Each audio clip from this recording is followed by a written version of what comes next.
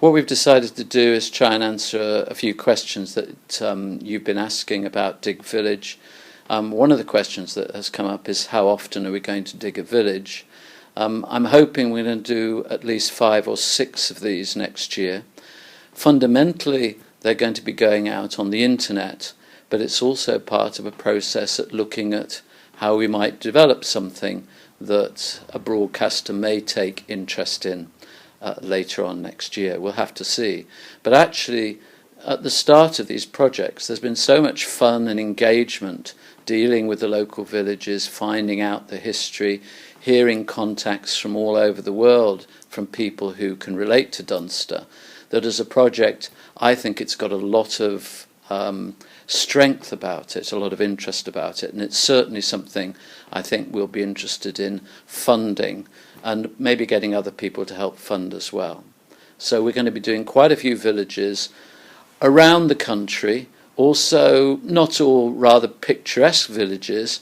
Mick is a great believer that some of these less prepossessing places can often have a fascinating history. And so we'll be perhaps looking at an industrial village or an industrial small town. One of the things about the work we're doing is it's in many ways a standard archaeological project. So, as Uncle Phil will say, we have to take care of the archive. That means that all the pottery will be washed and logged and looked at by some of the best experts in this local area.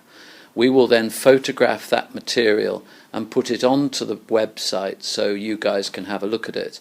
About 3 days ago, I was looking at some fascinating pieces of medieval pottery, some really wonderful small vessels and some stained glass.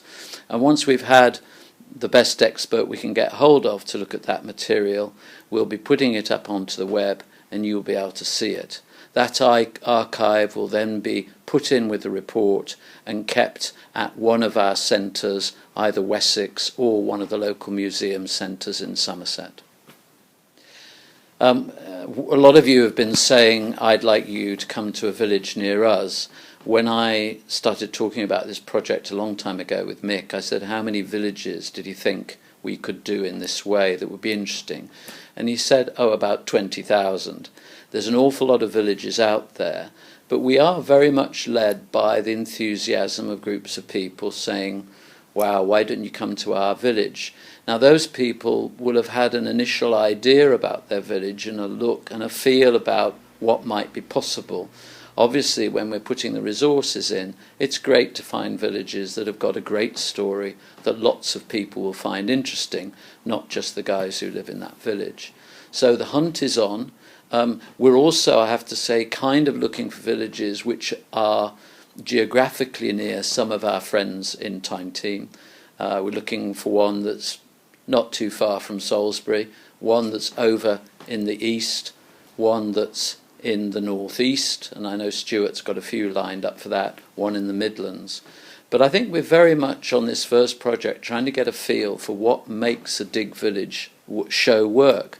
Great stories, enthusiastic people, good range of history. You know, we're going to go through 1,000 years of history quite easily in Dunster here, so this is a really good example. And that factor of slight magic and mystery, the strange things that we might be able to find the answer. Can we find the priory? Can we see if that strange space in the village has got an Anglo-Saxon cemetery in it? Is that place out there a Roman camp or not?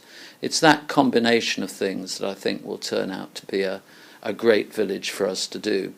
And as I've said, we're going to do 5 or 6 of them next year, but I would rather hope that this would carry on for a good few years yet. So if you're interested, get yourselves together, drop us a line and tell us why exactly you think your village would be good for Dig Village to come to.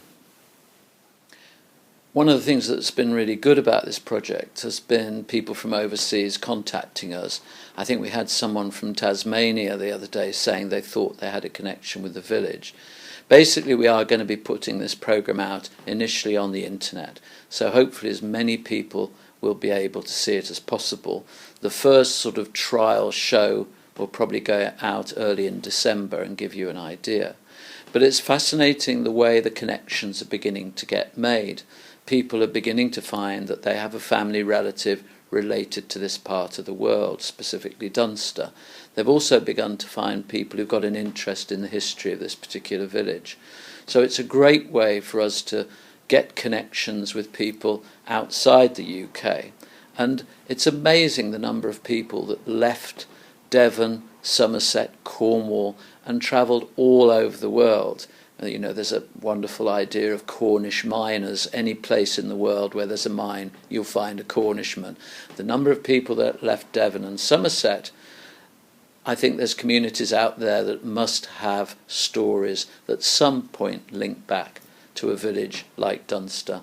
And it's great to hear from you, and keep following us, and we'll see what we can tell you. Because if you tell us what you want to know, we will try and get someone to answer that question.